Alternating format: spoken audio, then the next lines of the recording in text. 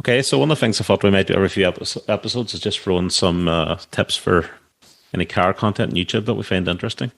My one for this month is going to be Autotop NL.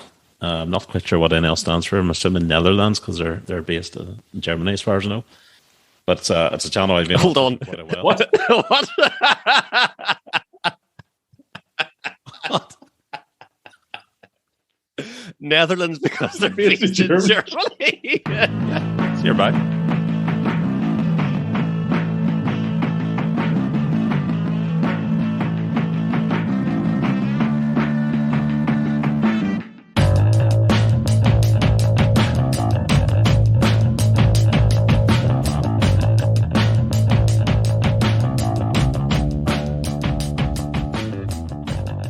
Welcome to Sold as Seen, episode 7. I'm Andy Cooper from RMS Motoring, and I'm joined by Gary Gaz Riley.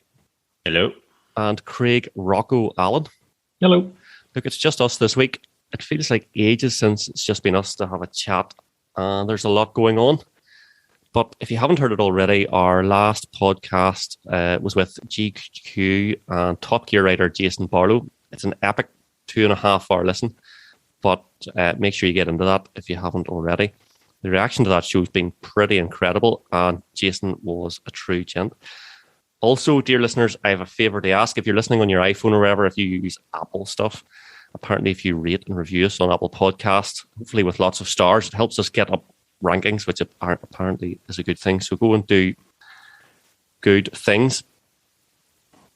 But here's a few things that have just been happening. Anyway, well, first up, there's a lot of shows and things going on, which is pretty awesome.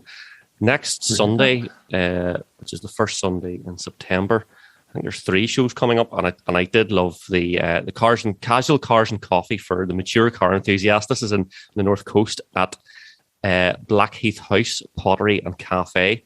Starts at 9:30 on Sunday, a nice early start. Old beards. But for old beards, yeah. Old beards, definitely. I love the description. Old beards at that one. Love the description for this show. Yeah. Which is no boy racers of any age. So it's not ageist, it's just boy racerist. And no Lord Leon types, which I know, you can see us smiling there. It had the forum up in arms, but very amusing. Also on Sunday, there is a new show on in Shaftesbury Park in Carrickfergus. That's just Stance running that. And then the JPCC and I are running back to school in Donegal. So it's all going on Sunday. If I had the wind behind me, I would like to be at all 3, but I might be at 1 or 2 anyway. Donegal, I might go to that one actually. It's only up the road, like. Yeah, I'm sure I'll maybe see you there. I actually plan to bring iPhone and gimbal and mic and stuff like that and do a bit of filming, possibly. Maybe. I'm intrigued by the mature car show. What's the threshold? I think it's even we're all past the threshold. Whatever the threshold is, we passed it years ago. You're pushing the upper threshold, I think. It's more a threshold as in what can you drive and get in? Well, not a Lord Leon, apparent according to the instructions. I drive a diesel Touareg, so I don't know whether I'd get in. Possibly, yeah. And Titanic Dubs is coming up in a few weeks as well. I've booked a track day, so I've booked Mondello with trackdays.ie in a couple of weeks on a Friday. Looking forward to a day out of work out on the track. First world problems, boys. Haven't decided what I'm going to bring. Haven't decided. So I think that's poor territory. Well, but see the interesting. It's the big circuit, the long circuit with the infield's amazing. That's quite short and technical, and it would be perfect for the Yaris as well. So, and you do have a circuit pack, don't you? Yeah, for the circuit. You can bring your 4 wheels down in the boot. Exactly. If I had 4 wheels. If a spare set wasn't like $4,000, which is what they're going for on eBay, because all price of everything at the moment is just bonkers. Bloody hell! You could bring the Yaris, and I could bring your Porsche. Could do that. No bother. I would happily do that. I think I would bring both. It would be pretty awesome. So yeah, it's all go. Put a kit on the Yaris as well. So I'll post some pictures. My Maxton's Designs kit finally arrived, and I was down at TMC Motorsport in Dundonald, picked that up and got that fitted at the weekend. It's looking pretty sweet. all the Yeah, I've pictures. seen a few of your pics. It's looking sharp. Just adding that wee bit extra to it. So It's hard to make it look meaner, but it does. And it's just a very subtle kit. It's plain flat black side skirts, piano black front skirt, and then just a couple of wee spots at the rear, just to tidy it up. I've had the stuff ordered for, I don't know, 14, 15 weeks, and I think Maxton have been struggling with stock, but they've got there in the end, which is awesome. I think everyone that got a Yaris has gone for the Maxton kit, haven't they? Aye, it's really nice. It suits them really really well. As the old OEM Plus, as everyone likes to call it, safe and boring. Boydie Special. Boydie Special. Boydie Special, OEM Plus. Well, you see that with Troy in. That's a fast car, his S3. If anyone wants to see Car.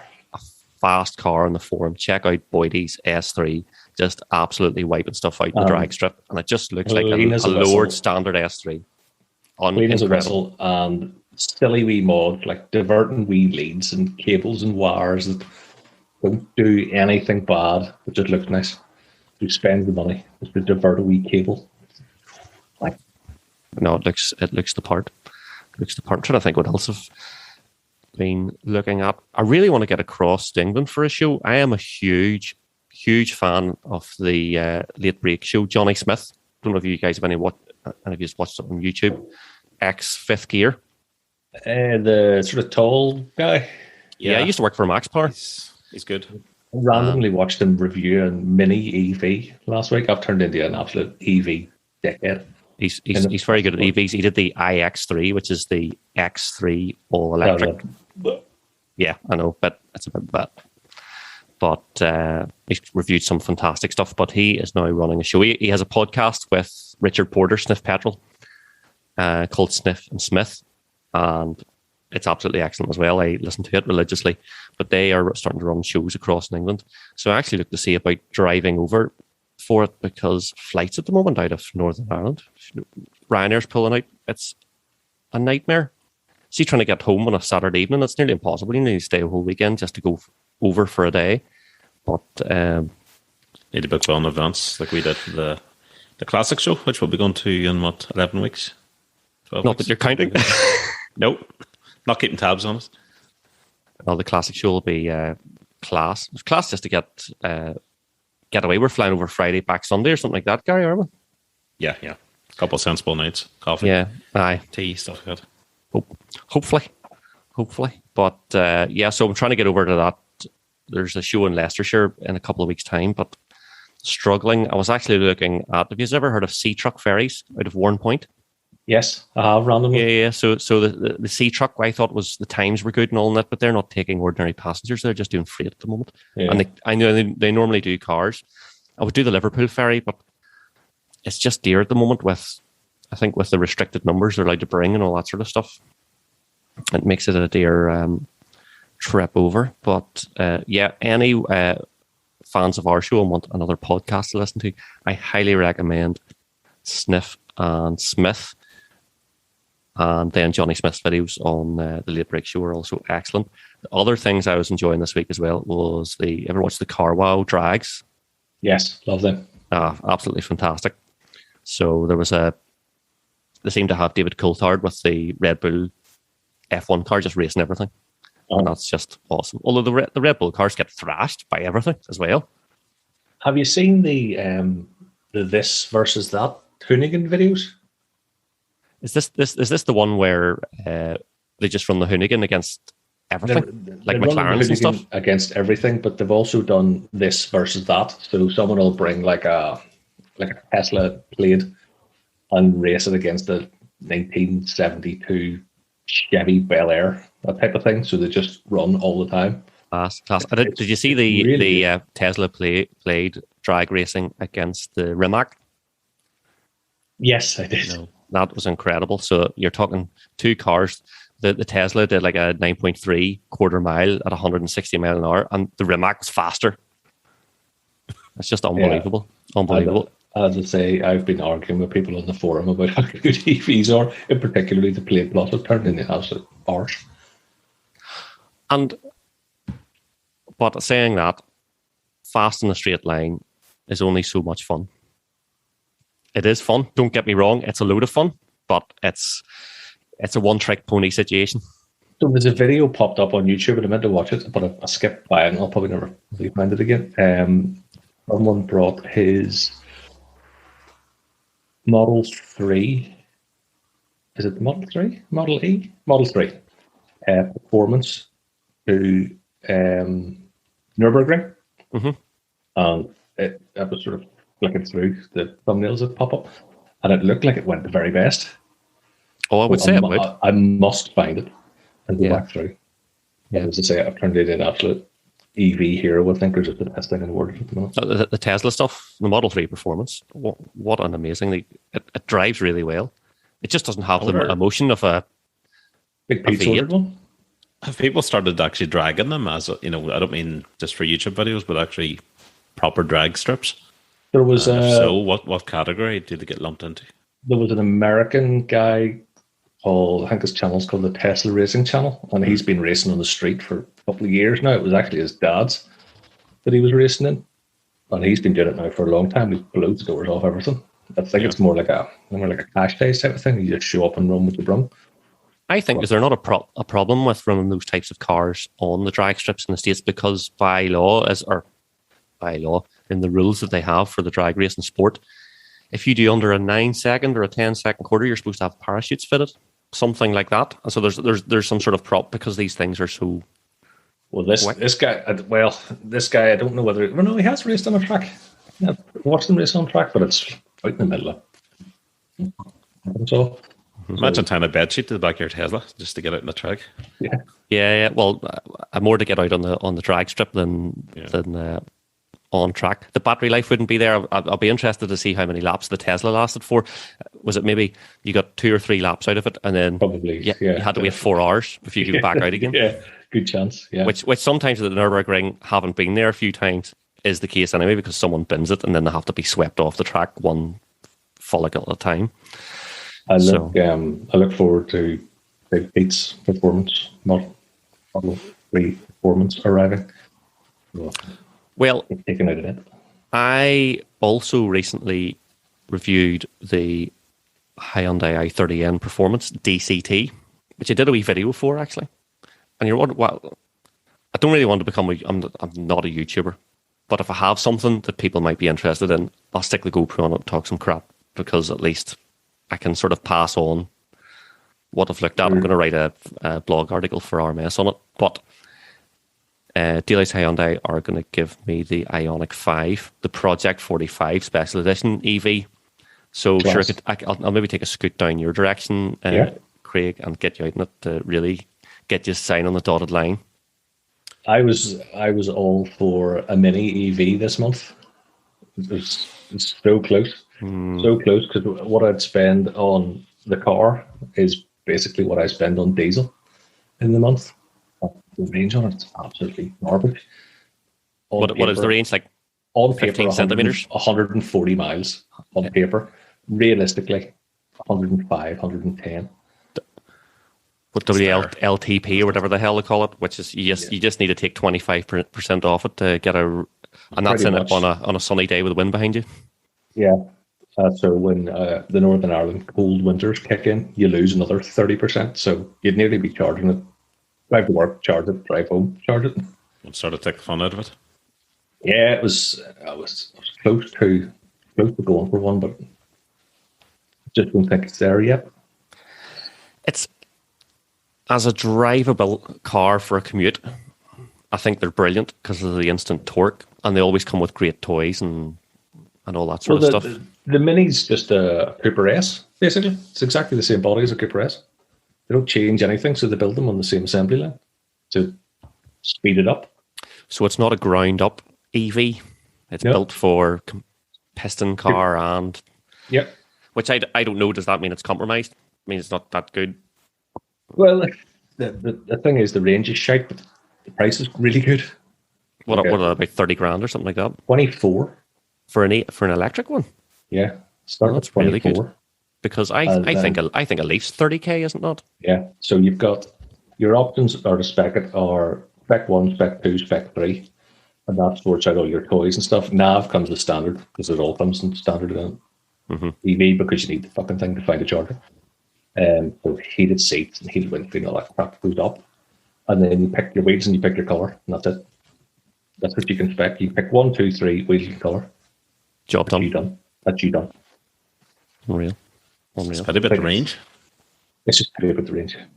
Yeah. The range this isn't there. If it was maybe 180 miles, 200, something like that, then you consider it. But because my missus was dead into it as well, I kind of talked her into, right, sell my car, go get a Mini, and then we'll get something to stick in the garage. Something a bit cooler, a little bit more interesting. But then the more I thought about it, No, I'd rather have something boring like a Mini. I don't know whether I could drive an electric Mini all the time and the charging, and I'm fucking really bad for forgetting to put diesel in the Touareg. So I'd get into it one morning and it would have no fucking charge, and I'd be late for work like 4 hours because I'd have to sit there and wait for it to go up. Look, I think EVs are a wee bit like running a 2.5 straight diesel on used vegetable oil from your local chippy. You need to be organised and you need to know what you're doing. Otherwise, you're just going to smell like a chippy fan. Yeah, that's true. I mean, my boss is a 530e, and he drives down from Four Winds. I think he lives up there somewhere. He drives down, charges it, and drives home, and presumably charges it because it's only got like a 20-mile range. So he's pretty much This on is electric like- the entire time. This is the problem with them. It's incredibly hard to run out of diesel or petrol nowadays. I know it's not impossible and it can happen, but by and large, like you'll find a petrol station somewhere nearby, unless you're in the back end of nowhere. But what do you do for an EV once you're stuck? Yeah, I actually saw a girl had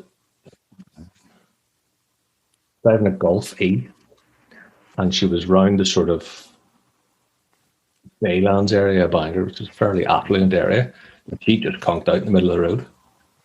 The lead flap at the front was open and up, so she'd obviously fucked it and had to get enough charge. So the she was car gonna knew have to it go- needed to cock the leg, and so she she didn't. was going to have to go and rap on someone's door with an extension lead and say, "Hello, can I borrow like 4 hours worth of electricity, please?"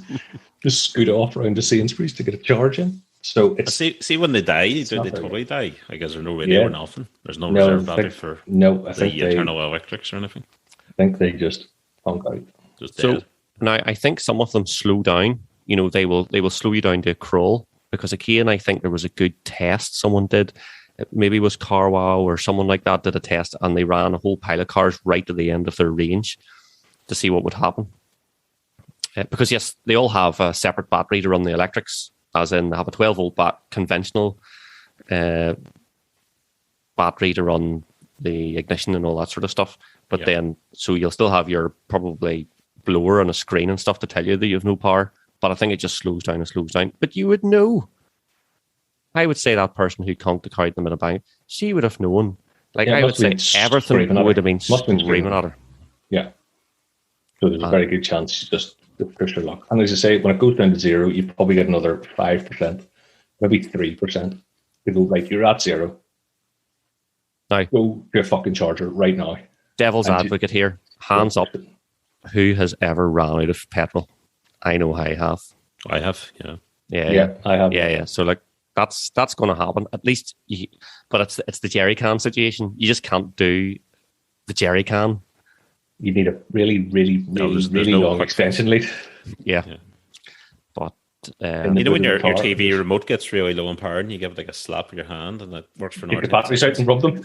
Like, can you kick the car or something like that? I have a wee battery shaver like that. You give it a good thump and away you go again. But Take the batteries out and turn them around and put them back in again. Exactly. So yeah. So if the Ionic 5 coming, so really looking forward to it. It has it's the cool one with the 80s, the back end, and all the rest, and it has the 240 volt plug-in, so we can like plug something. Oh, into the that. Ionic 5. Yes, the awesome. Oh, one.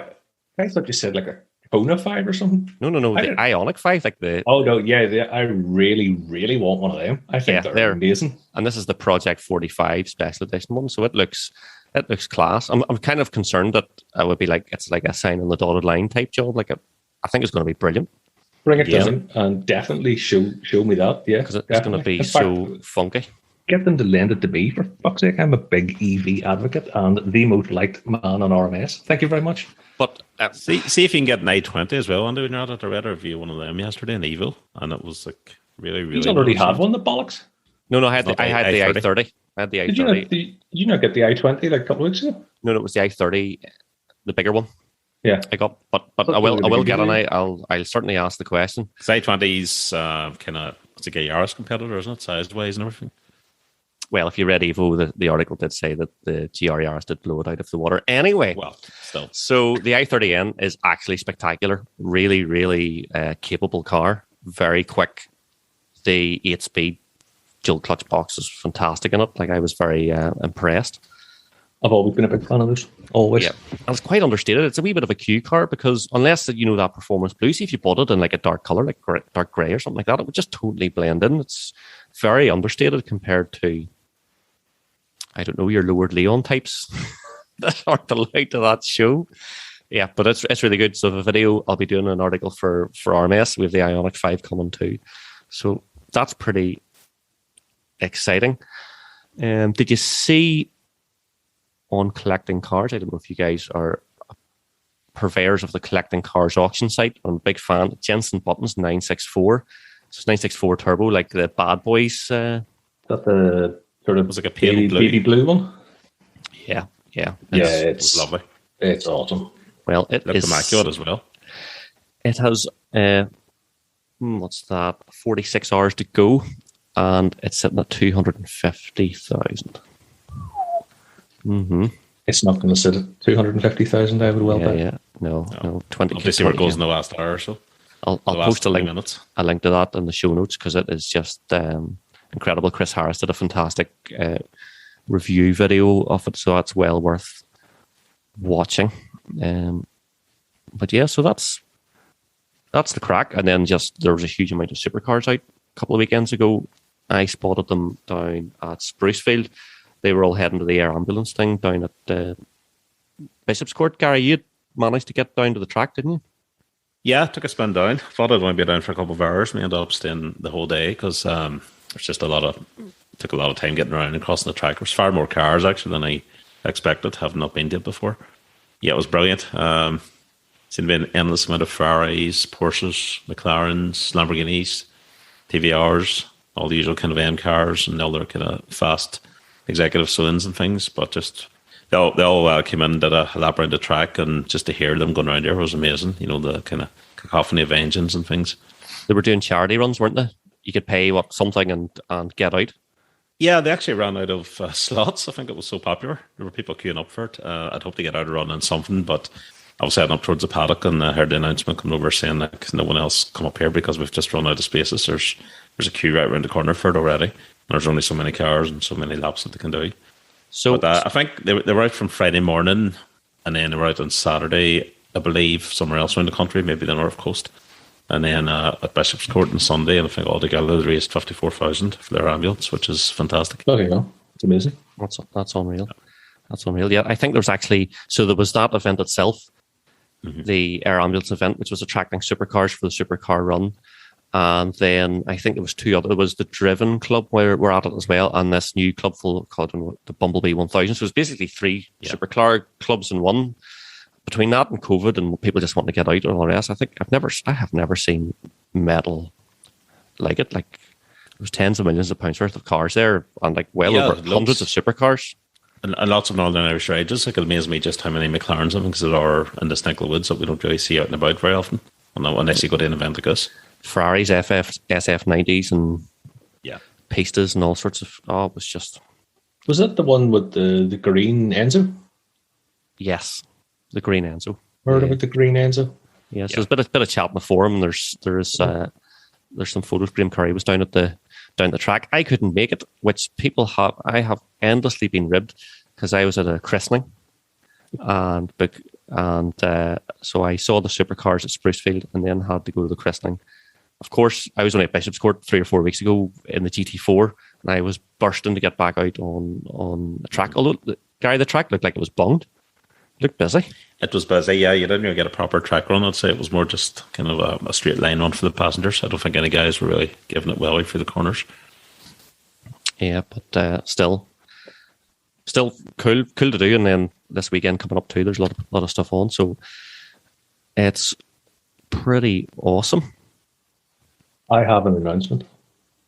Oh, I drove an M3. You unbelievable. actually drove it. I knew you'd sat in one. I thought you were in as a passenger. I actually drove an M3. Amazing. It's Finally. taken us 7 episodes to get here. Like, it's just It's been taken M3-itis the whole time. It's taken nearly 40 years for me to get there. I've driven my first M3. And what an M3 to So drive as your first one. You were driving Ross's E46. E46 Dakar yellow right-hand drive manual. One of 20, I believe, available. And It's a lovely one. It was parked up at the Bishop's Court Supercar thing beside Ross's stand and had a good look around it. Really It is so cool. And it really wasn't what I expected at all. You could wring the neck off it. It's so planted, Yeah. which I really didn't expect. I expected it to be a wee bit twitchy, and I understand it can be with the flicking of some buttons. But it was so much nicer than I expected. Yep. I kind of get it now. They're brilliant. They are brilliant. Like, I had one for about 3 years. Gary, you had at least one. What, the E46? E46. Yeah, I've had one of those.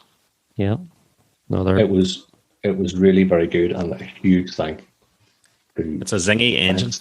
thanks to Rob at Anakin for bringing it down while he was delivering my order, and then just handing me the keys and going, right, you want to do this? I'm like, oh, shit. Yes, let's. I didn't get a good run on it because I was at work at the time, so I couldn't take the piss too much. Pretty scoot, but I have now driven my first M3, so now I've driven an E46. I've got to try them all. Well, absolutely. Each generation has a story to tell. Each generation is brilliant, I think, in its own way. I've never driven an E30 M3. I've driven plenty of E33 25Is, but E36 I've driven the non-Evo. I've driven the Evo, owned an E46, driven an E92, driven an F80. I actually haven't driven the new car yet. The F80 is just so quick. Well, Absolutely. If there's any E30, E36, E92, F80, and 80, G80. JKC, country cars. At the call out. I'm curious to think, Yeah, but or you go. to see what you think of them all if you actually drove them back to back. Because I mean, Landy says that the E36 had essentially the same engine as the E46 that you drove, so they're quite similar. But the E92, which came after it, had a V8. And then the F80 obviously is back to a 6-cylinder but turbocharged, so the power delivery is quite different in the last 3 models that came out. realistically, I'm never going to get to drive an E30 M3 because who in the right mind is going to let any fucking random bob drive an E30 M3 for a start? But I wouldn't mind a run in one. So if there's any E30 owners who could point me in the right direction of a friendly owner that might take me out, that's good. Sweeping statement time. E30 M3, 4-cylinder, kind of highly strung, but not a lot of horsepower. I think will feel nice as a package, but probably not outright fast, is my gut. And want to hear some feedback from people saying I'm full of it, because then that might be an excuse for me to get to drive one as well. Well, let me tell you what's just happened. My phone has just buzzed. And Hayden Houston, Sheeple from RMS, has offered up his F80 this weekend. Oh, well, there you go. For the whole weekend, Well, for Saturday. just pick it off, Just- drop off the tow rag and pick that up, and away you go. I think he's going to actually drop the car off, and then I'm going to run him home. That is fantastic. His car's beautiful, and that Is purpley blue. stunning. Yep. So So it's E46 F80 tick. yeah. That's a very generous offer. That's unbelievable. Yeah. Well, look, I think we've talked M3s to death. They're nearly getting as bad as GR Yaris's, to be honest. So Here, tell you what. please someone tell us about new cars, because I don't want to hear any more M3 or GRERs chat. I'm just going to say one more thing on the new M3, and it's going to seem like I'm being an absolute ball-licking bastard now that I've driven a few. That grey G80, kind of like it. I told you on episode 1 of the show, you guys would all warm to the grills. I don't think I've warmed them, and I see it. I don't hate it as much as I really should. Yeah, Like- I wouldn't say warmed it. I would say it's not as ugly as it first appeared, but that's only because we're getting used to it. Like a freezer in a power cut, these are slowly leaking across the floor. I filled it well. It's All the analogies tonight. still 75 grand. And I don't think I'd spend 75 grand to look at it. Nobody does. People Well, put yeah. people put 10 grand down to pay £500 a month, or £700 a month, or whatever mortgage to take out. That's just the way it's done. And interestingly, probably the best way to buy a car at the moment, because the price of stuff at the moment is bonkers. And so it doesn't make sense at the moment, I don't think, to buy. Normally, people are buying things, or wanted a new car, buying personal contract hire, because you're going to clear it's going to be less than the depreciation. But cars are depreciating less. They're appreciating at the moment. So buy something new, PCP, job done. Just go and buy yourself a new M3 is basically what I'm saying, Craig. Don't buy a friggin' Mini. What? You mad, man? I think what I'll do is I will buy the M3 outright at 75,000 and sell it to We Buy Any Car for 80. Yeah. That seems to be the way to do things recently. We Buy Any Car will offer me strong profit on the unmentionable Toyota that I have. Strong profit on what I give Toyota for it. So What about the Porsche? Have you even put numbers in just to see? It probably set off a fucking alarm at Porsche headquarters. Someone trying to sell a GT. Get him. you know, just Tom Cruise swinging down on a rope into your house, trying to stop you from selling it. Jason Statham turns up in a first generation Cayenne. What was that film with all the Cayennes in it? And Kim Basinger was in it. Was it Cellular or something like that? And it was like it was just when the Cayenne had been launched, and the Stath and all his cronies were being shipped about in this Coug spec Cayenne. Coug spec, yep.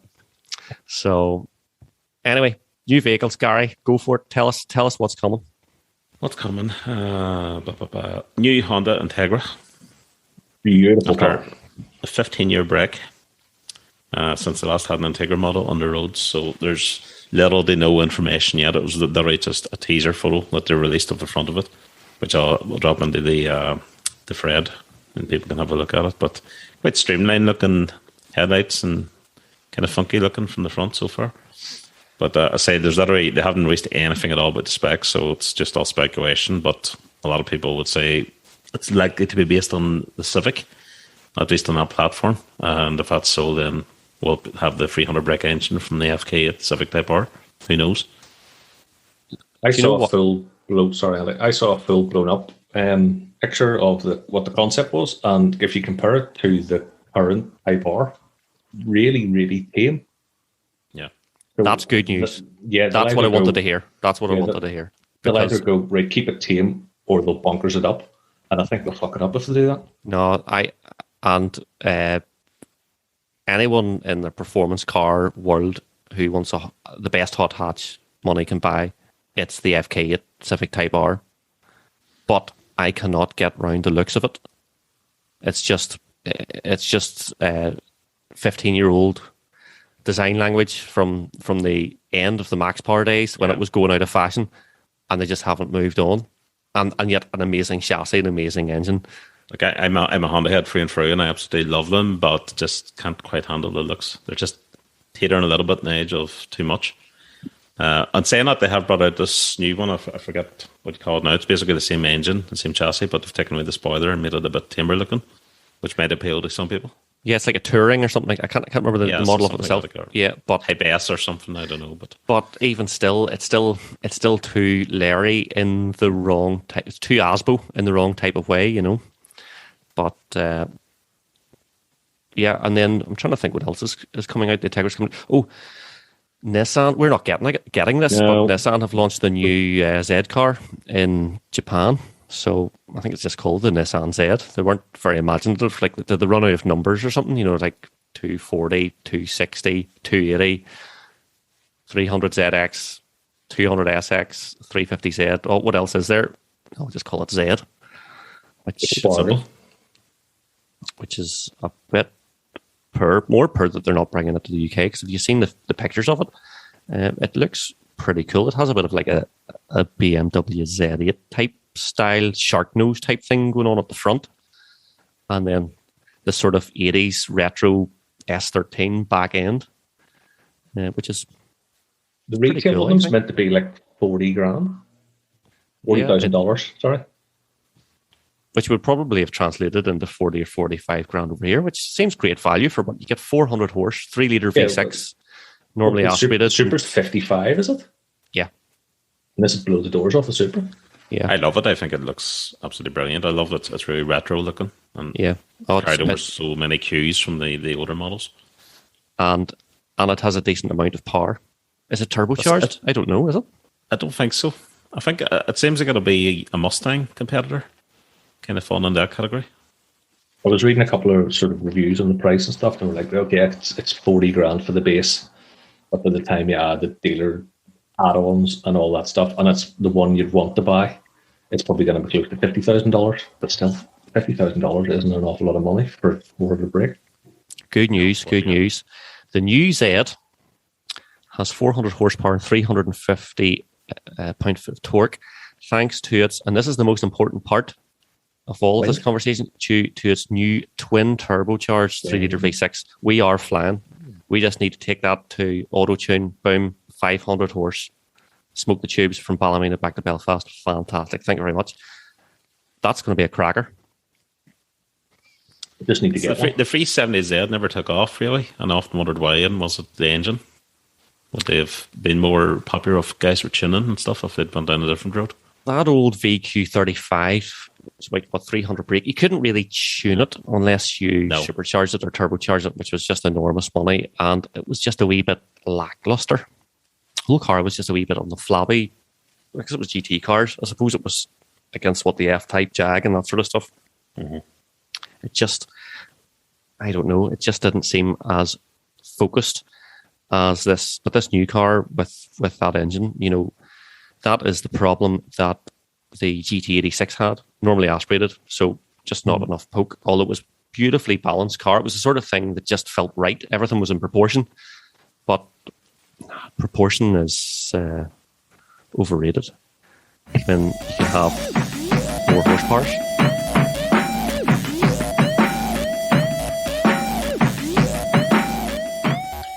Okay, so one of the things I thought we might do every few episodes is just throw in some tips for any car content on YouTube that we find interesting. My one for this month is going to be Autotop NL. I'm not quite sure what NL stands for. I'm assuming Netherlands, because they're based in Germany, as far as I know. But it's a channel I've been Hold on. quite a while. What? What? Netherlands, because they're based in Germany. Yeah, it's nearby. It's Autotop UK because they're based in Belgium. There's no way we're cutting this. This is staying in. That's just fantastic. Close enough. Close enough. I just lumped all together. Anywhere north of Germany or anywhere nearby is Netherlands. Okay, so tell us about Autotop. It's not Germany. Not Germany. Autotop DE.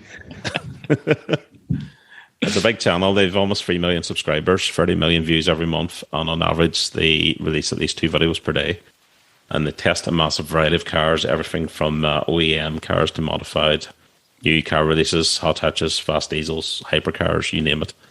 All the videos are really, they cover a mix of test drives and reviews, and the best and most kind of unique feature of the channel is their top speed runs on the German Autobahn, which is no speed limit, as you know. So a few of the notable vehicles that they've covered recently, and a few of my favourites, they've got a 900 horsepower Merc G63, 2007 Shelby GT 500 supercharged, an original Mark 1 supercharged NSX, Volvo 850, it's a bit old school with nearly 500 horsepower. And if you look at their extensive range of videos, their single most popular one is an Autobahn run in a 1,239 horsepower Supra. Class. So I highly recommend that. I've spent many hours just watching the I'm gonna have channels. to They're poke very, through very that. good quality videos. Yeah, and I understand the German connection now because obviously they're just slipping across the border because you can't do more than like 50 miles an hour in the Netherlands Yeah. without getting a They flipping. put you in jail. Yep. Yes. I'm vindicated. 291 horsepower Yaris GR. How much? 291. 291? That's pretty pathetic. They've got quite a few Yaris's. They also just- won the first of the just new race G-Series tick. M3s. The first chinned one, I think. It was only a couple of, maybe a day after the car was released. They had a chinned one on here out in Autobahn. I want to They see like a have- 500 horse one. That would be the They have driven all sorts. There's good just, job. like random stuff. Peugeot 206 RC, 177 horsepower, acceleration, top speed. We just do everything. I think we'll pick a few of these to choice ones. The 1300 brake Supra sounds incredible.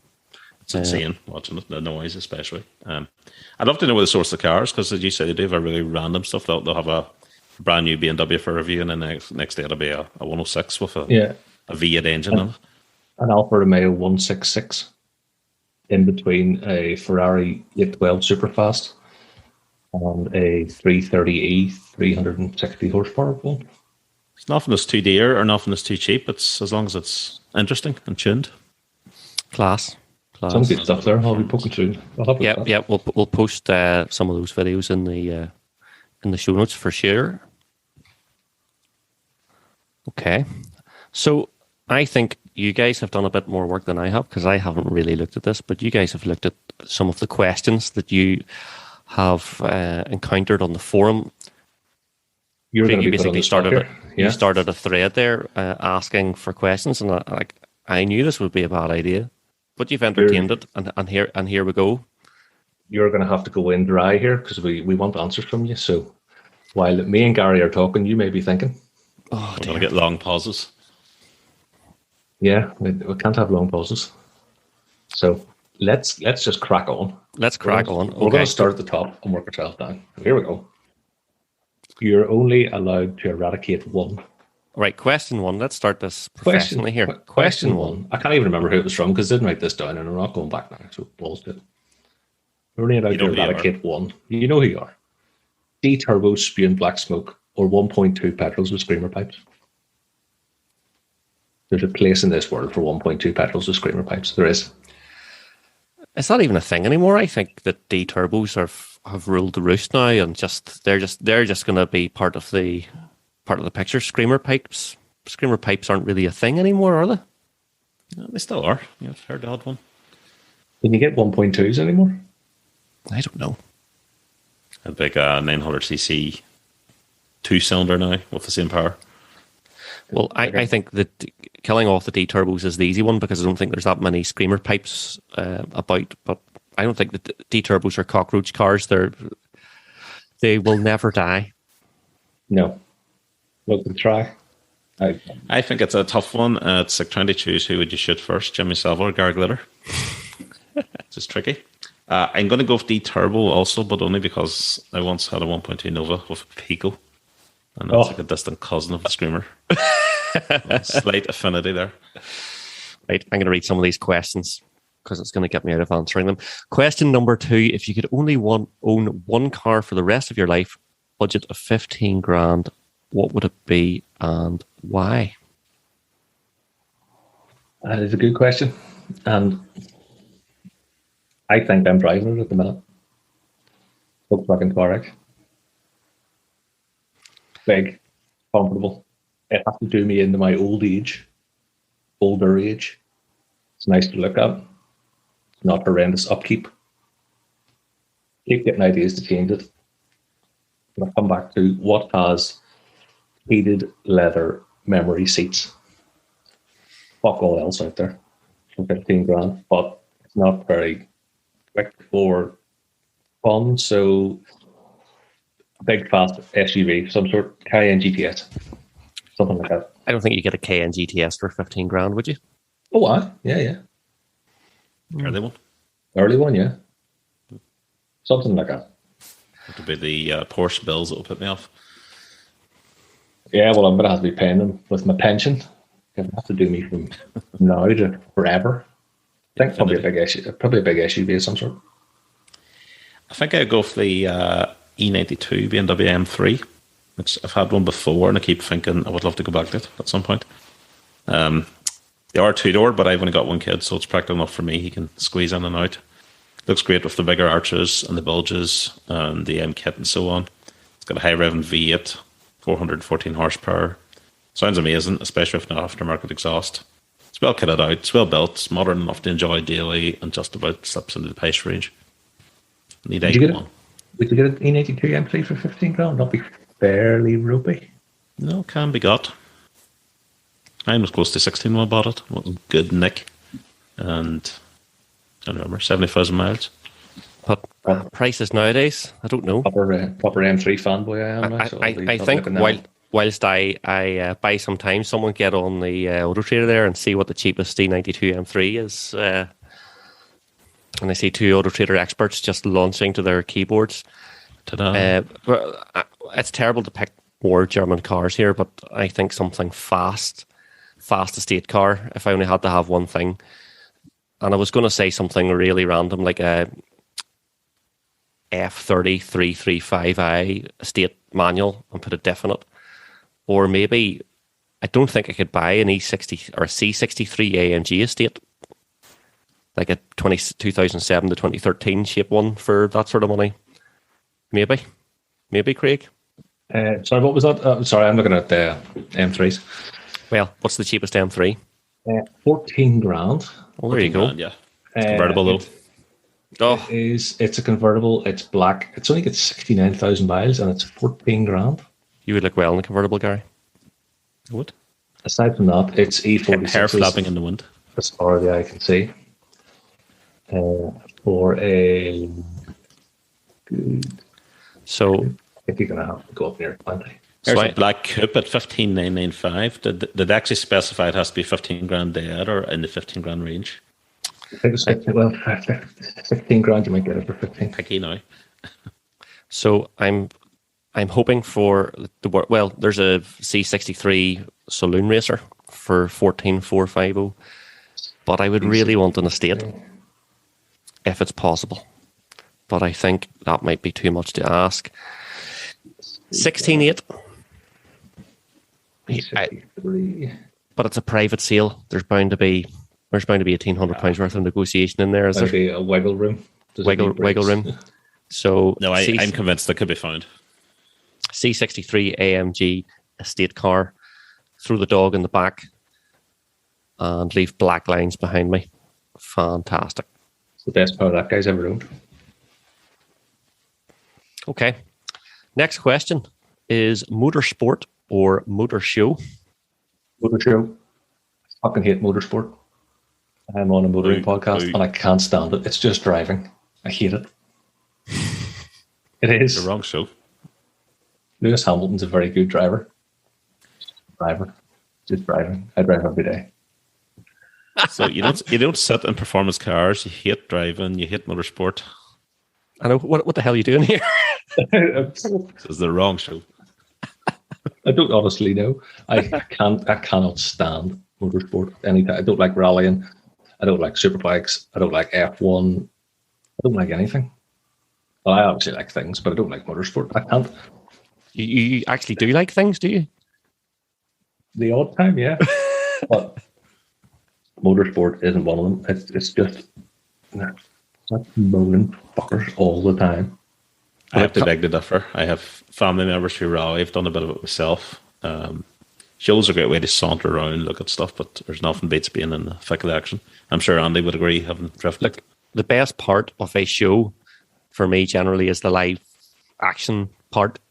It's what I would be drawn to see the most. That's what I love about the likes of one of the best shows I've ever been at is something like the Goodwood Festival of Speed, where you have an amazing motor show and then you have an amazing live action part of it when they're doing the hill climb. You know, so that was one thing actually that Dubshed were planning to bring to their show. So they held the Monster Energy Gymkhana 3 or 4 weeks ago. It was a brilliant event. It was closed door, very unfortunately, because of COVID. But they they had this live action event on in front of you. And it was supposed to be part of the Dubshet event as well, and that's definitely the most exciting part of it, I think. But that's the beauty about those types of shows, where they have a bit, you can go and see something. There's something for everyone's taste. Well, maybe not your taste, Craig, because you don't have any taste, clearly, since you think a tow rag is the best thing since slice. Listen, when you're 78 years old and you're still driving your C63 with your double hip replacement, you'll be going, fuck, I wish I bought a big SUV. Look, you'll be not, I'll not be caring, because you'll not be able to hear you under the sound of my awesomeness in the feed. I'll be dead, I would well imagine. Ever driven your hero is the next question. And is this a person or a car? All sorts of wrong. Ever ridden your hero? No.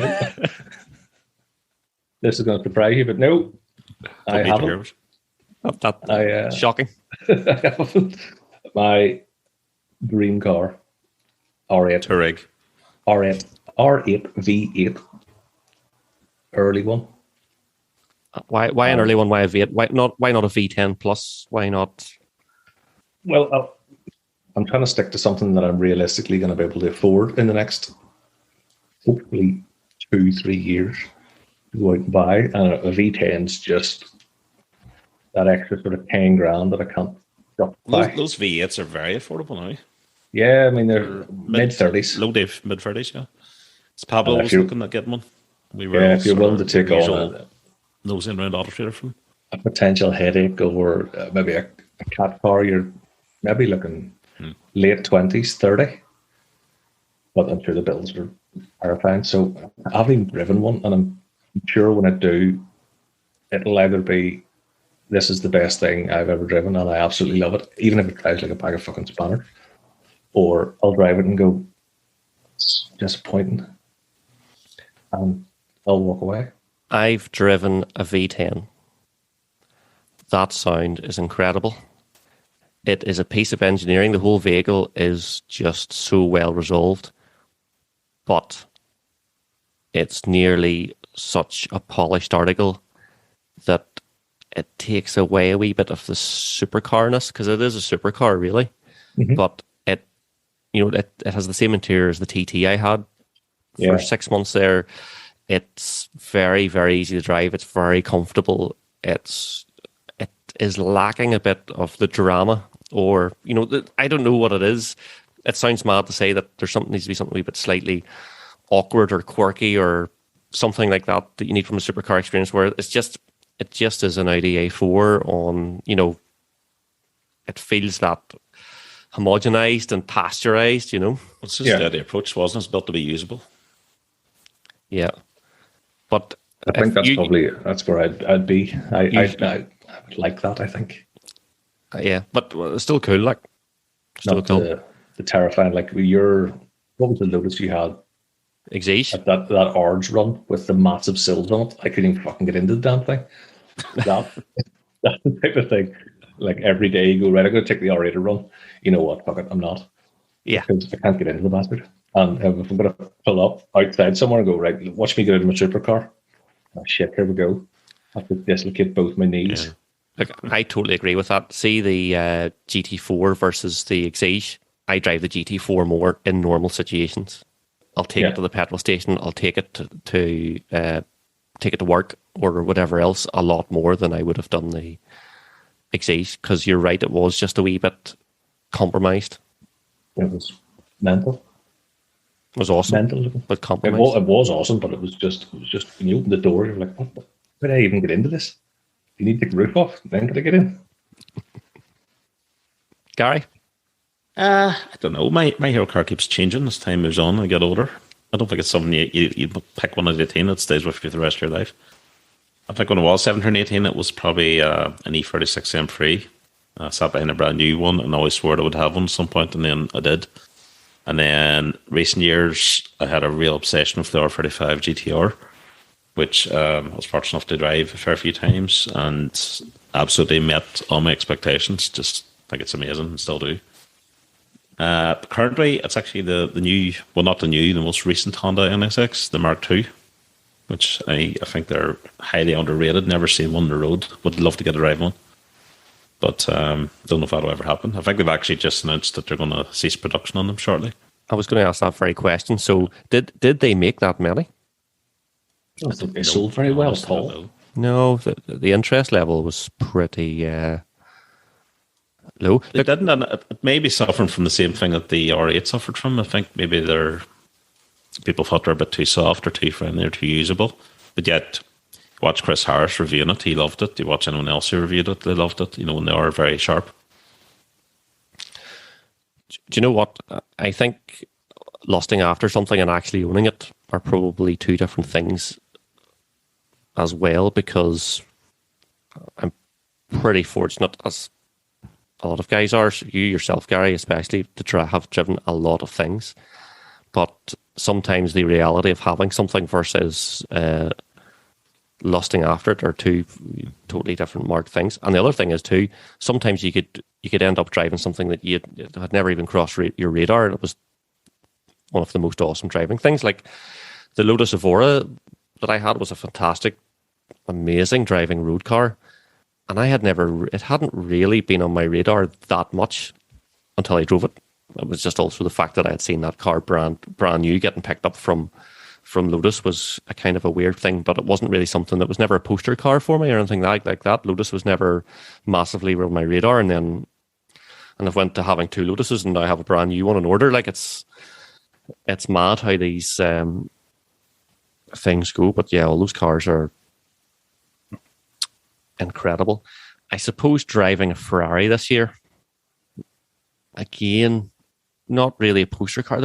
Ferraris were never great in the 90s, so we sort of think of our heroes were like 90s cars in our sort of teenage years when we were, the E36 M3 was the poster car or whatever. Ferraris weren't great, Lambos weren't great back then, so the supercars were pretty crappy, and the fast German stuff, the fast Japanese stuff, the Supra was where it was at.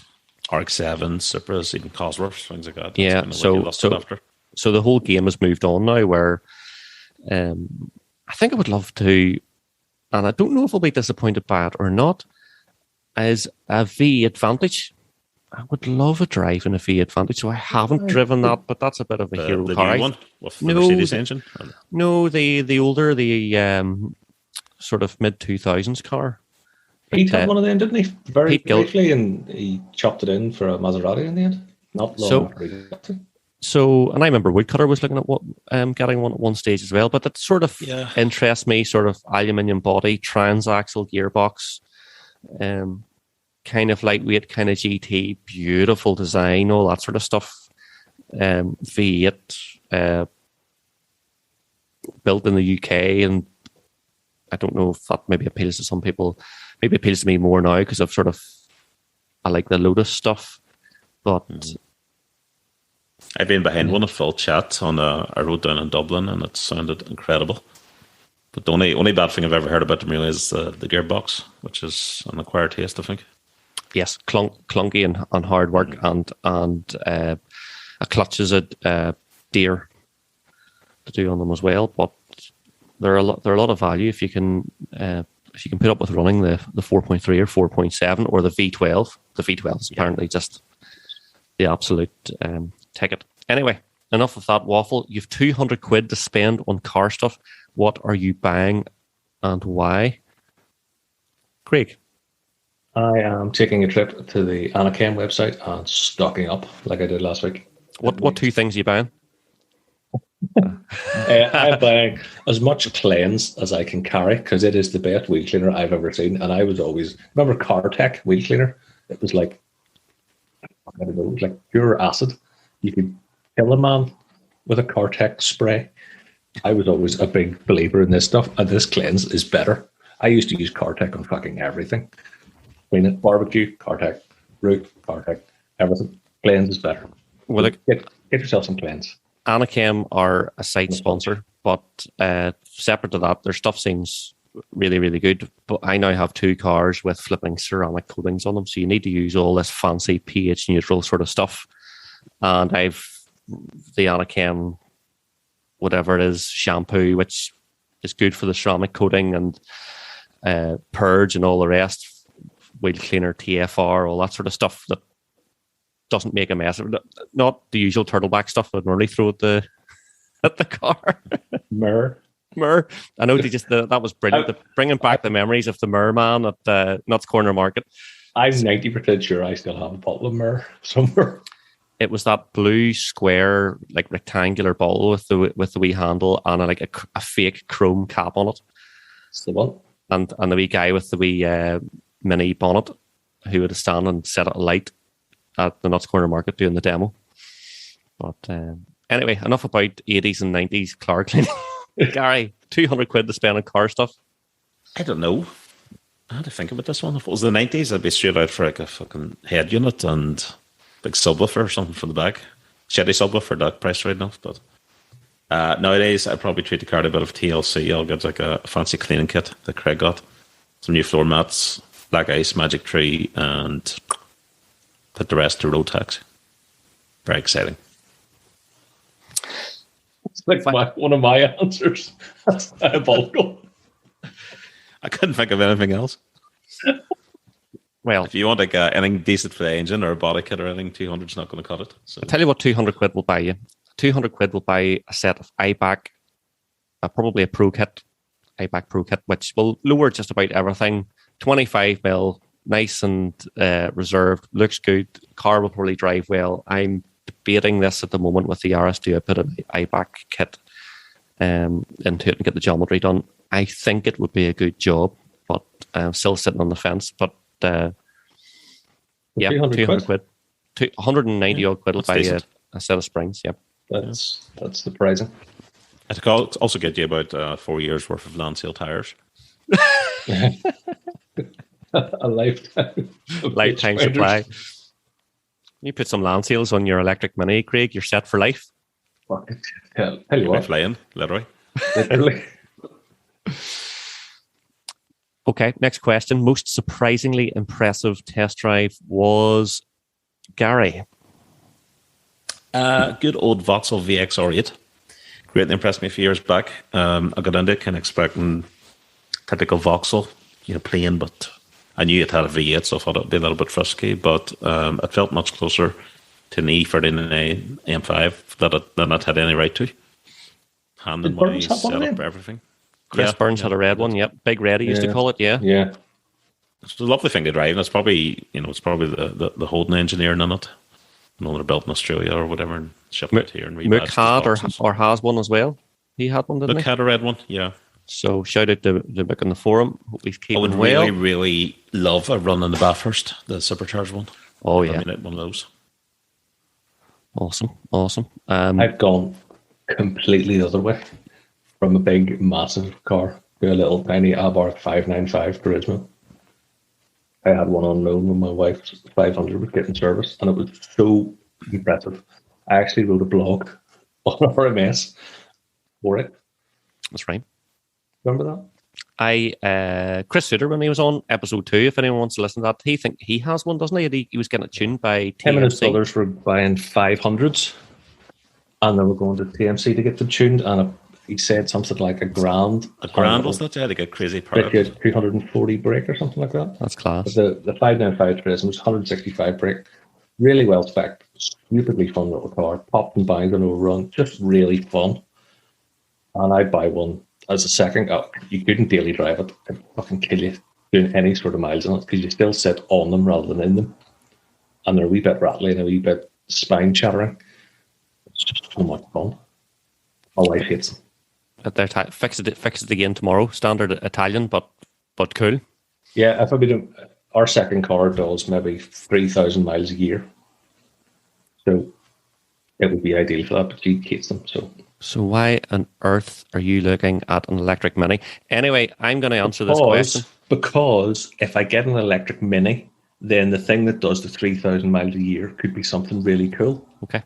Like an M3. We'll allow it. I'm going to answer the car I bought was Lotus Evora.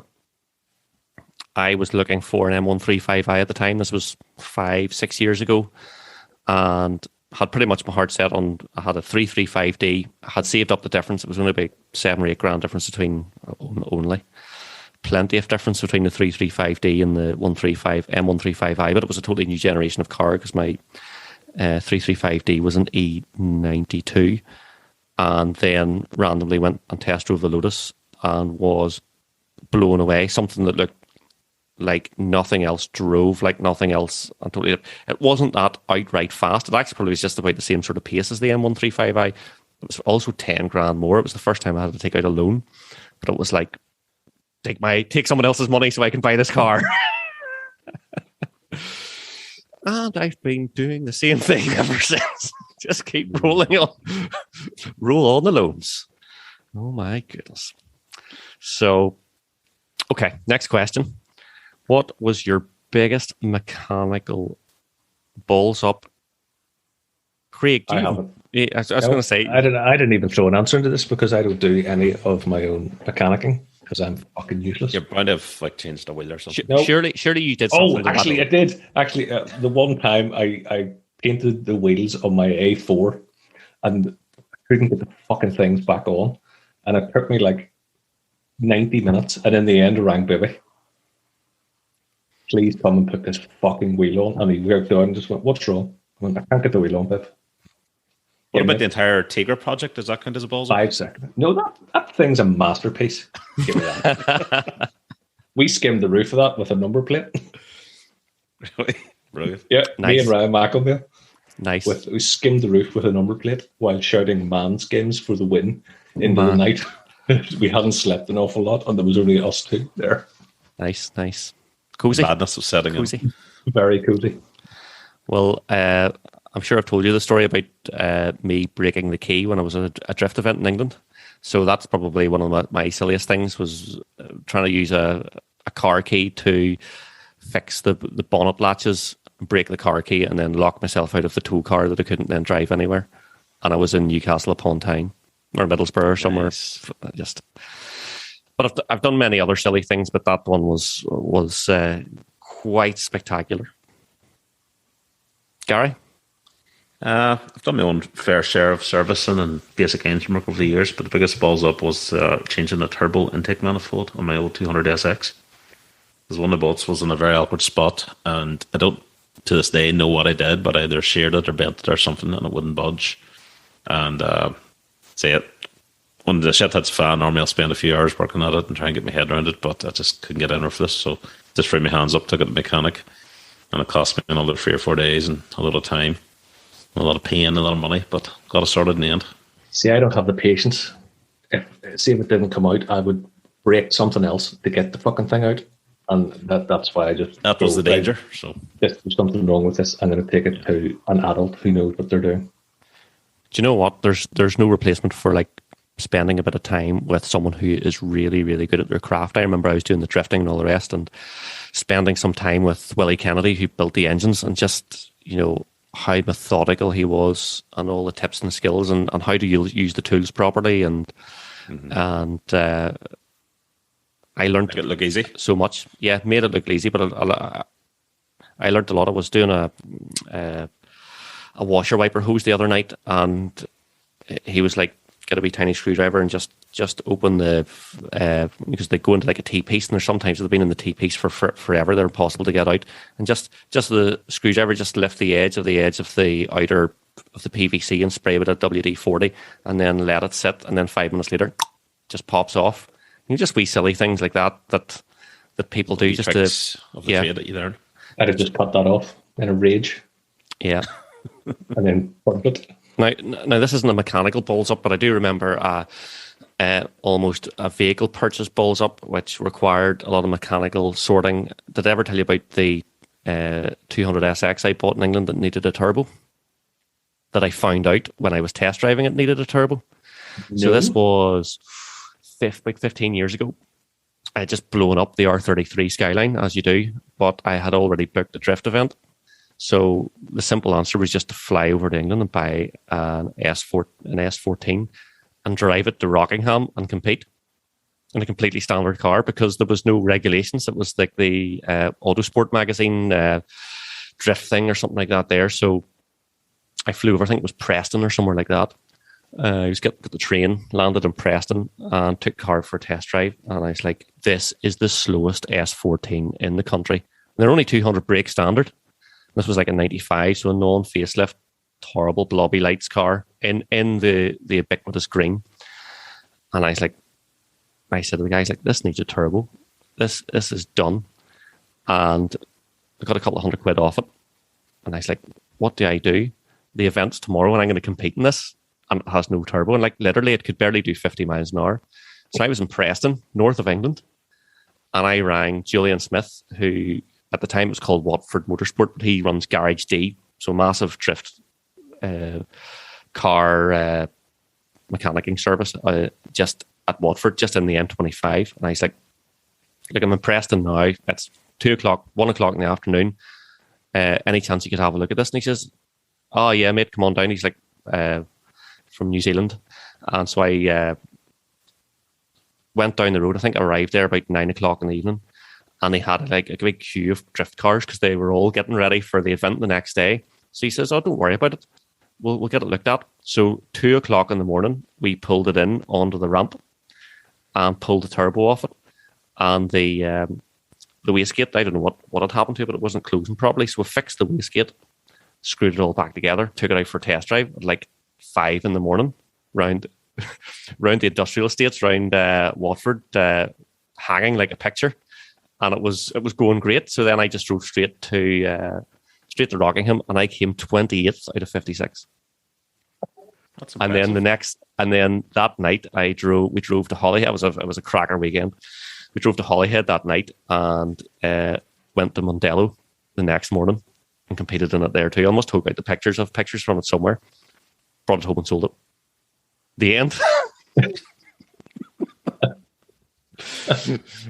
rebuilt my Skyline and then blew it up again. But anyway, big shout out to Julian. Good, yeah. Big shout out to Julian Smith for that. Okay, next question is AE86 or similarly priced modern era M3. Gary. 86 once upon a time, but not anymore. My ripe old age has to be an M3 modern one. Yeah. Not so much about the comfort, but I want decent power, I want toys, I want something comfort, reliability, and Bluetooth music streaming. Yeah. Predictable as shit. Twin cam Corolla every time, boys. Every time. Long after you got bored with your M3. I think buyer's remorse. M3s can go around too, remember? Well, that is very true. That's very true. When you go and get into it one crisp Saturday morning and say, right, I'm going to take this out of blast, and then the fucking thing doesn't start. I think, bumper falls off. Should have bought that M3.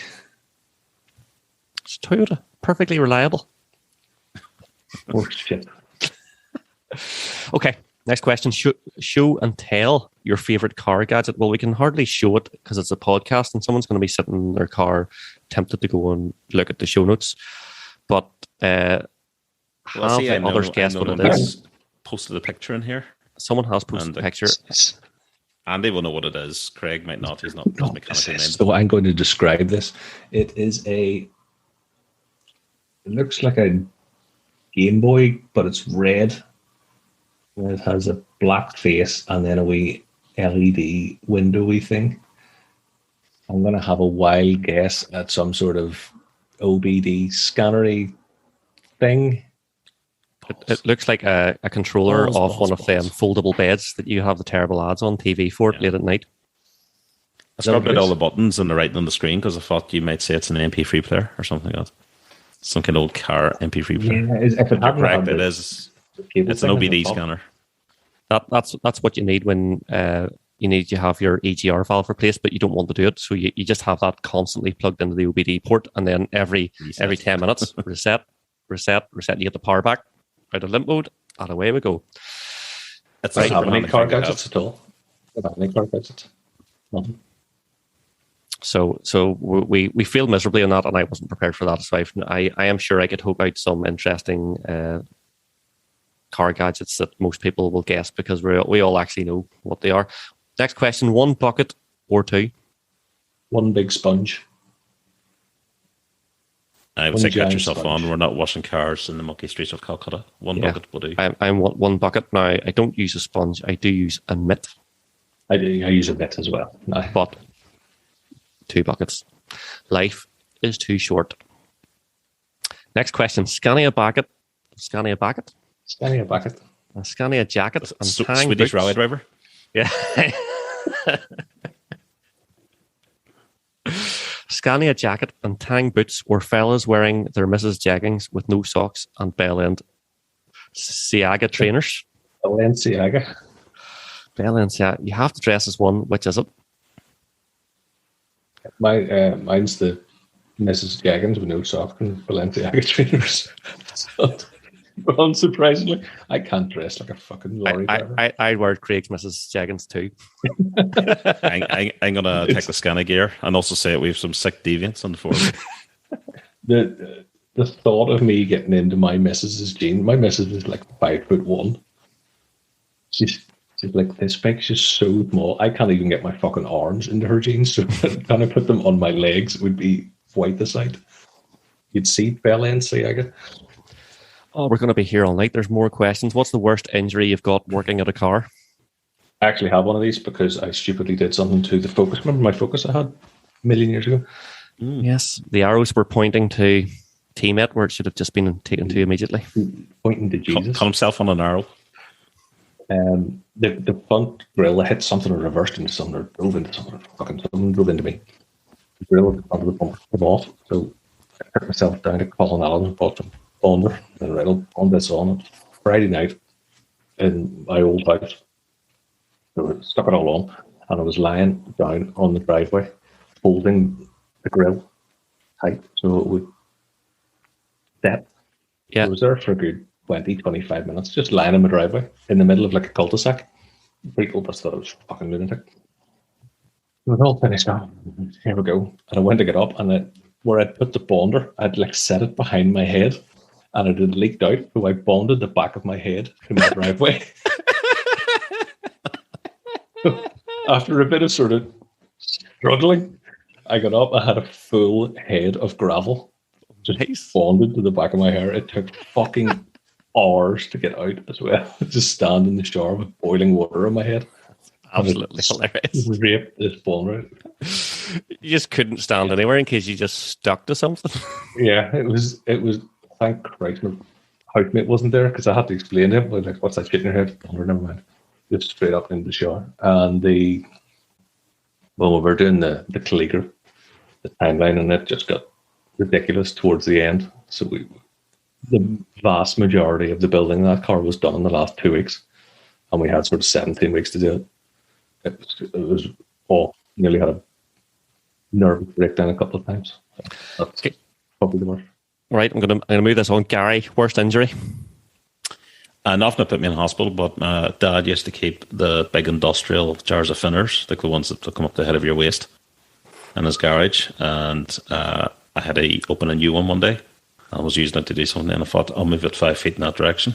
I don't know why, but carried it over, set it down, and as I set it down too fast, and I was laying down, and the top was open, and it all splashed out and went into May. Oh.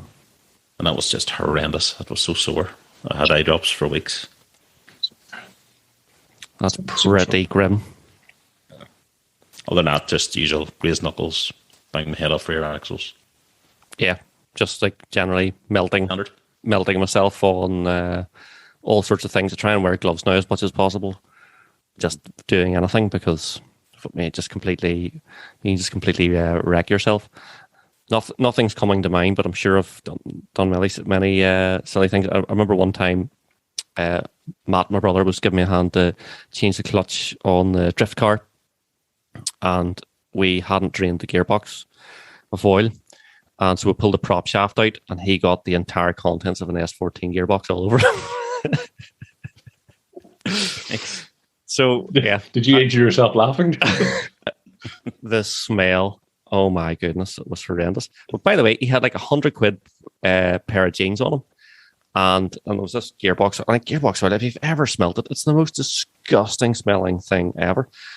It's horrible. And so first thing, I went on to Google what takes gearbox oil out of jeans. WD-40 brought them up like new. Really? Just spray it on, and then you just spray it on and let it sit for a while, and then wipe it off. It just displaces the oil and just wipe. It's unbelievable. Maybe I smells of WD-40 instead. Yeah, well, do you know what? You'd rather smell a WD-40 than all the lorry drivers we want to ride him. Yep. Worst motoring experience you've ever had? I had a bad smash years ago. A guy pulled out in front of me, and I had a tree at 70 mile an hour in my Honda Civic. At 70 mile an hour? Wow. Yeah. Holy hell. I only know it was 70 because I was doing slightly more than that, and I had the tree a second later, so I couldn't possibly have slowed down anymore. Man. But maybe I was going too fast, and he was in the wrong place. Craig? Say the V. Buying and owning a Mercedes E230 Elegance. Oh. What in the name of Jesus was I thinking? It was fucking terrible. The phone cab, and shitter and slower.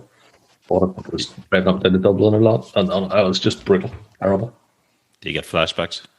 Yes, every time I see one, PTSD. and I left it unlocked nearly all of the time, and nobody stole it, which is a shame. Terrible. Unreal.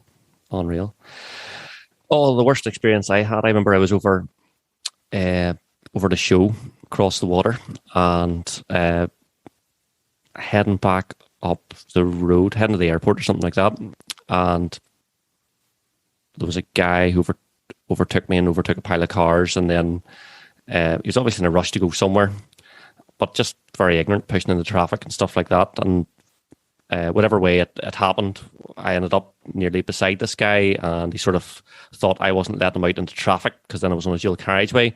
So he swung out in front of me, like on a dual carriageway doing about 50, 60 mile an hour, and started, brake checking me, and then stopped dead on the carriageway. And was for, I don't know, I didn't know who this guy was or what his problem was, but just obviously one of these people, just are mental. You see in the dash cam videos or something like that. Stop the car on the dual carriageway.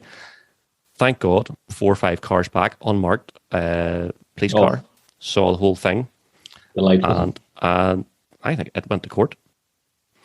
Now, thankfully, I wasn't anywhere near it, but I think the guy got the books taken off him for it. Good, what a dick. Just people who are, I don't know, if you're that angry with life, you shouldn't be behind the wheel. So yeah, people are mental. People are mental. Next question: if you could live a life of any professional motorsports driver, who would you trade places with? Gary. Chris Harris. Great. He's so eager to be Chris Harris. Gary went first last. Chris Harris. He's doing Top Gear, and his daily sort of Instagram shit just seems really fun. He doesn't seem to have an awful lot of journalistic responsibilities. So, he seems pretty busy.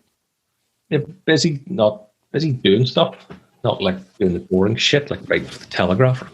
Busy good. Gary? I'm going to go James Hunt, only because you posted something earlier at Jenson Button put up, comparing him and Lewis Hamilton. It was Eddie Irvine actually posted that. Yeah, sorry, not Jenson Button. Yes, Eddie Irvine. You were chatting about Jenson's Porsche. That's what it was. But yeah, there's something about the likes of Lewis Hamilton. Some of the modern drivers are all very serious, and they're on to their healthy eating and no smoking, no drinking, etc., etc. So James Hunt just seemed to embrace the whole thing. I'm going to be an F1 driver, get paid millions, and just party all the time. And I just think, yeah, if I could swap with anyone, that would be it. Two absolutely excellent answers. Professional motorsports driver. I'm going to have to think about that one. But yeah, Chris Harris, is he totally professional? Semi-professional? Do you know what? Formula One, the world, it is the pinnacle of the sport, of motorsport. It would just be interesting to see just what's involved in everything, learning how to drive those cars and dealing with G-forces and all the rest. So if I could live the life of, well, do you know what?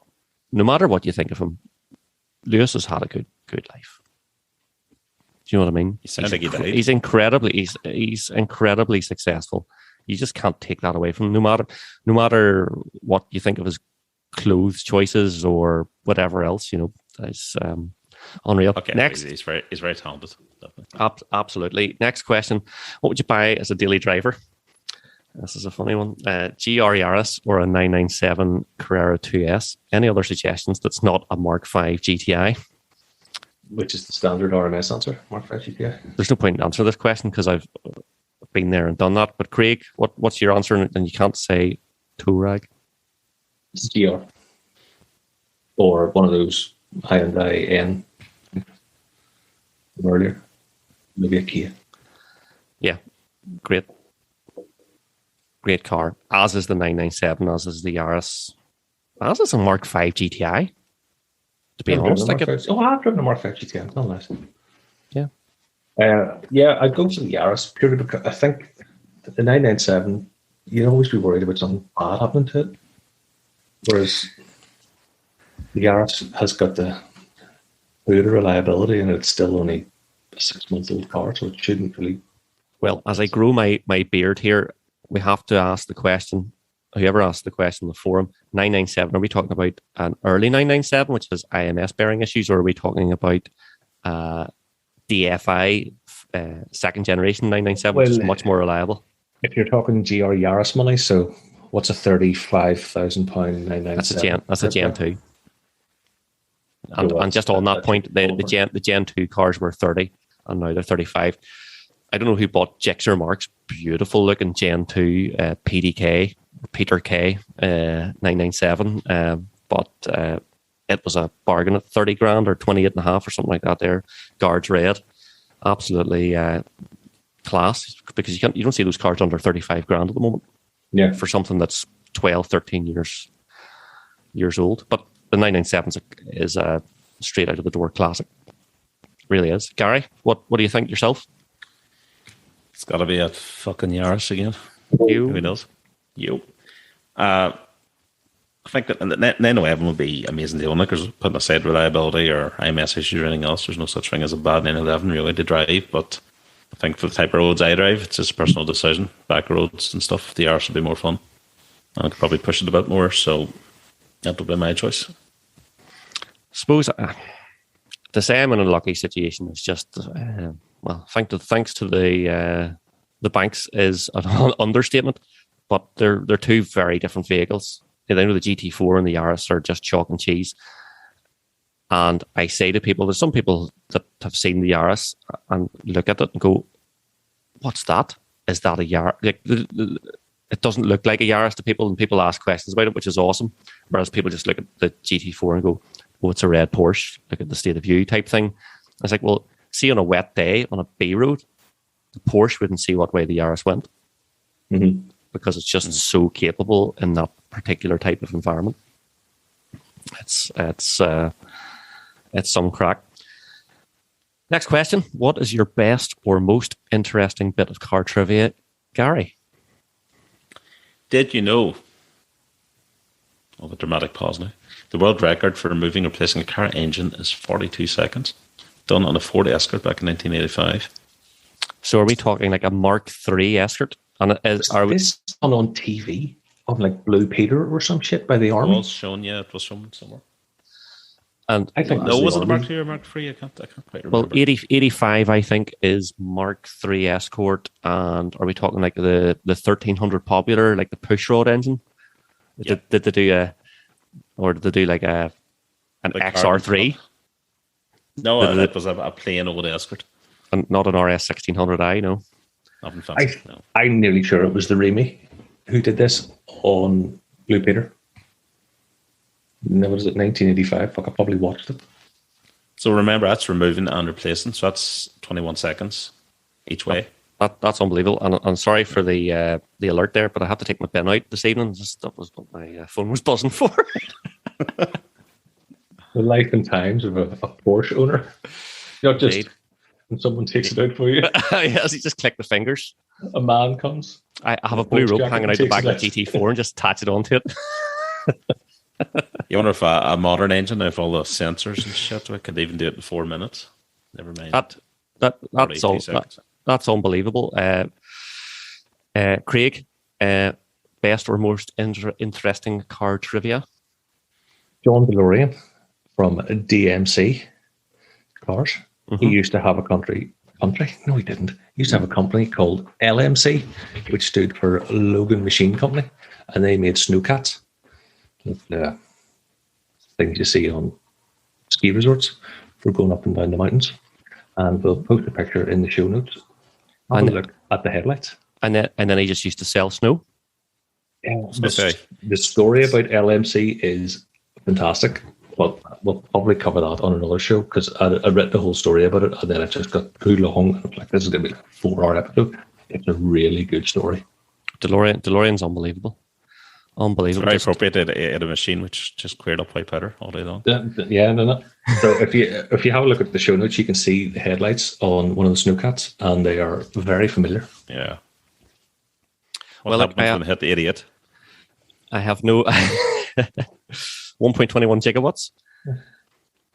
I have no anecdotes related to that question, so I'm going to move on. If you had 5 hours drive to do and the radio was broken, which car related celebrity would you like to take with you in the car and why? Craig. Clarkson. I love Jeremy Clarkson. People say he's so grumpy and he's rude and he's arrogant and he's this and he's that. Growing up watching him, he is cars to me, Clarkson, and he must have some great stories about grumpy shit he's done, and I think we'd get on. Well, he might just get in the car and be grumpy and not even talk to you. That's the risk. Well, he might get in the car and I'm grumpy and I'll probably talk to him. I'm going to say Richard Porter, maybe Mr. Sniff Petrol, because I just think the way his mind works, fascinating to read, to listen to. He's just a complete encyclopedia of very, very funny, useful, useless information. His whole view of the car world is just hilarious. Just what he picks up. I think that I would just be laughing the whole time. That's if he would talk to me, because he'd probably think I'm very boring and maybe not talk to me at all. Because that's the other thing. You could be just sitting in the car in silence with someone. Yeah, it would be fairly brutal, actually. Wouldn't it? You go and use that 200 quid that you had and spend it on a radio. Yeah, stick on a podcast or something. Who was your 5-hour no radio car-related celeb, Gary? Well, my number one was obviously Rocco, Bangor's most famous car celeb. Look, it's not all about likes. It is. No. It is literally all about likes. I'd say Ryan Atkinson. Any man who could do Mr. Bean sketches and tell you all about the interesting cars that he's owned and how he's wrecked a McLaren F1. Could pass 5 hours very easily. I've seen him when he was on Top Gear, and it's on YouTube. I'll see if I can find it and post the link. Clarkson asked him just to describe cars using his face. It is hilariously funny. It's absolutely amazingly funny. So I'll post up the link if I can find it. He describes the McLaren F1 and the imperiousness you feel from owning a Range Rover. It is phenomenal fun. He is unbelievable. That was it on Graham Norton or something like that. He did the story about being in the Land Rover parts department. That's what I was going to mention there. Yeah, he goes in and some guy says, "Oh, you look a bit like that guy who plays Mr. Bean." And he starts laughing. He goes, "Well, I am him." And the guy goes, "Yeah, very funny. Of course you're not." And this goes on for like half an hour. That's fantastic. That is a brilliant Rowan, amazing. He used to race Renault 5s in the late 80s, early 90s, something like that. Okay, so next question. Favorite current RMS Motoring members car and the worst? Gary. Worst, I'm going to say Cougs Metro. It's awful. I'm sure Craig would agree with me. It's so bad. It's like a hearing aid. It's just terrible. Like I didn't want to resort to online bullying or be accused of singling someone out, but it's just awful. So no, I think we need to single them out. It's an absolute heap. You couldn't get excited about that in any way, shape, or form. And for someone who owns some cool cars, that as an average brings him down. Yeah, he's let himself down. It's a bit incontinence part of motoring, isn't it?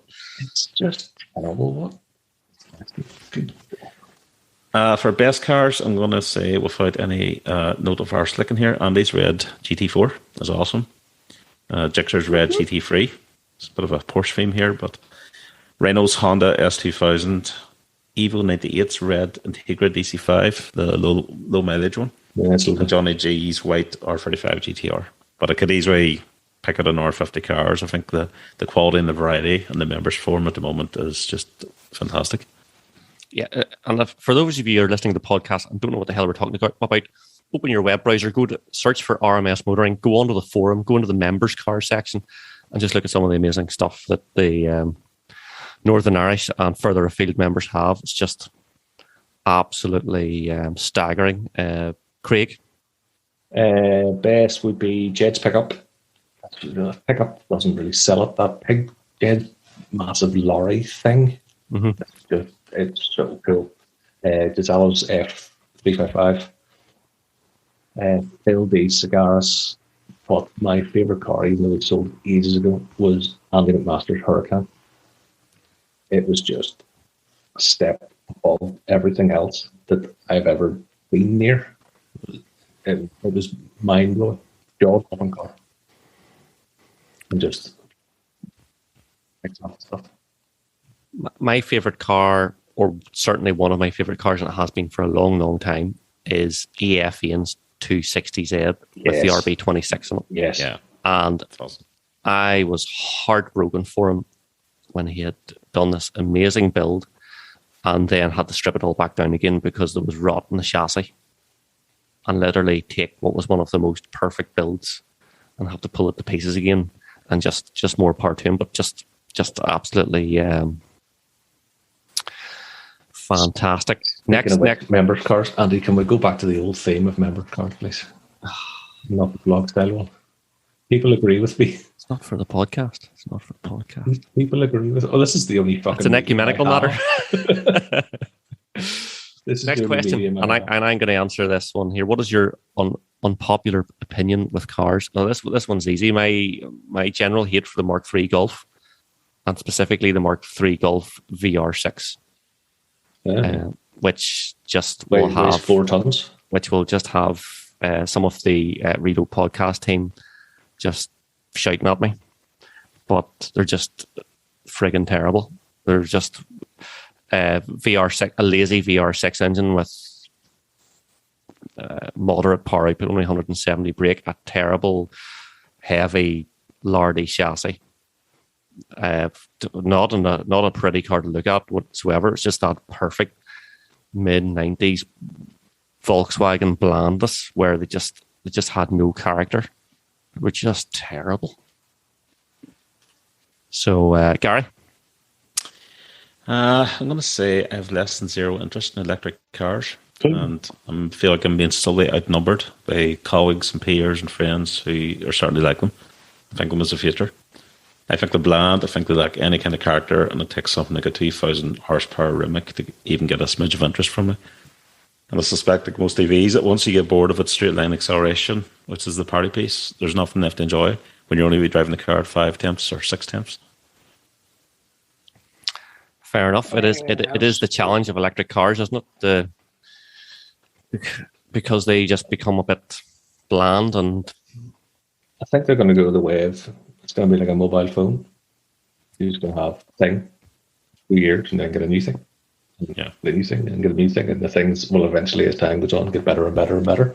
But I think probably the thrill of driving. I mean, how much thrill do you get from driving in your daily commute 5 days a week? Probably not an awful lot.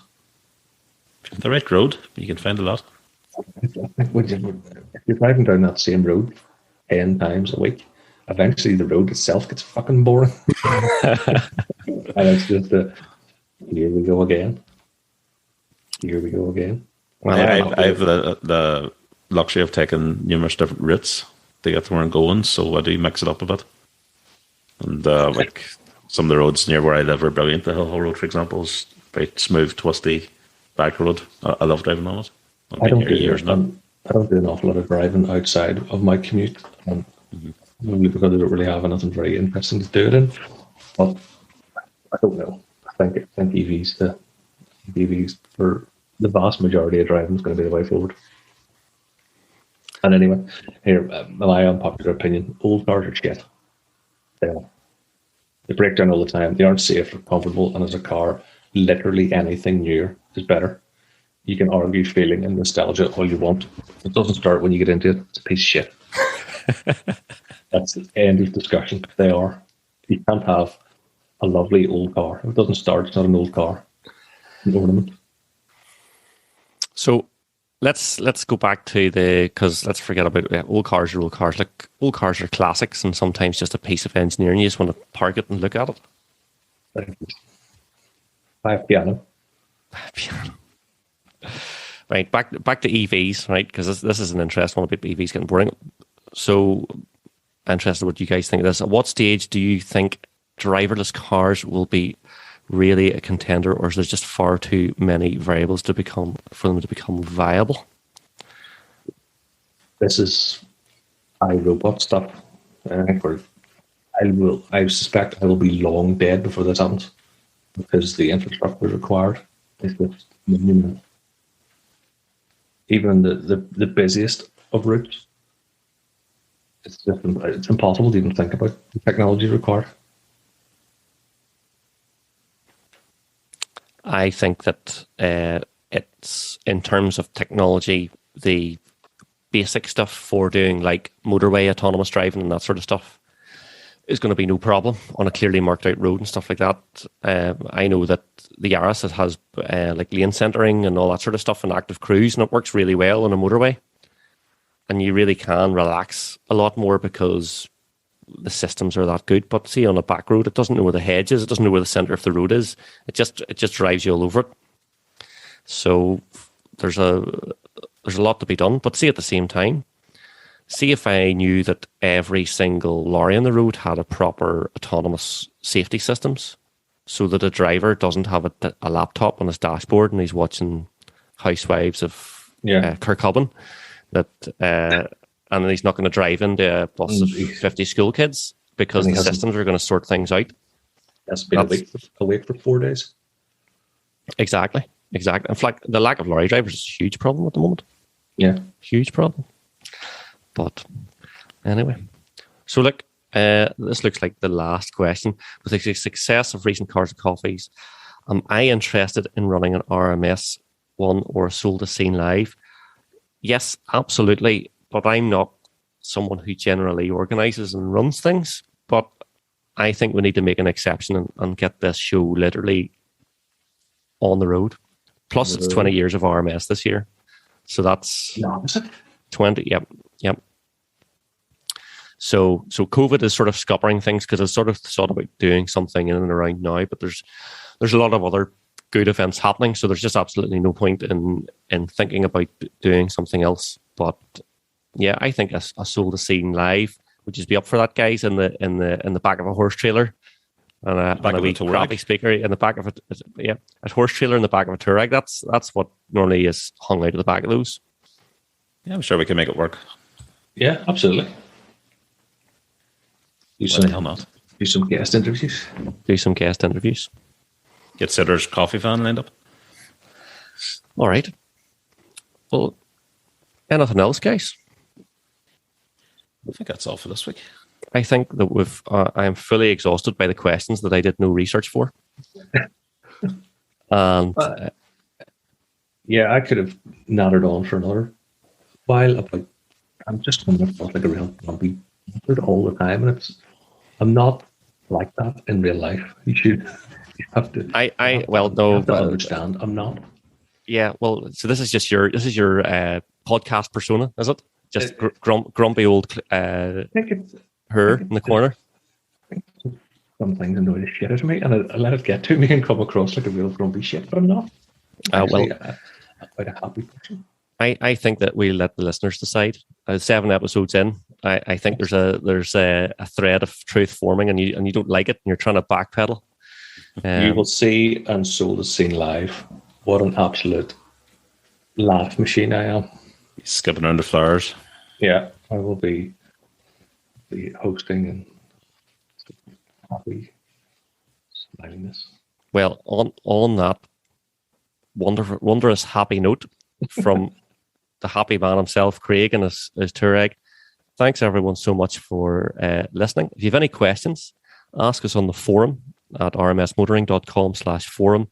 Email us at pod@rmsmotoring.com. Find us on the socials at rmsmotoring and hashtag sold as seen.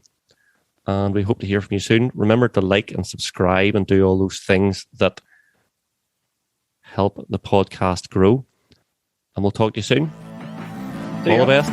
Cheers. Cheers. Bye.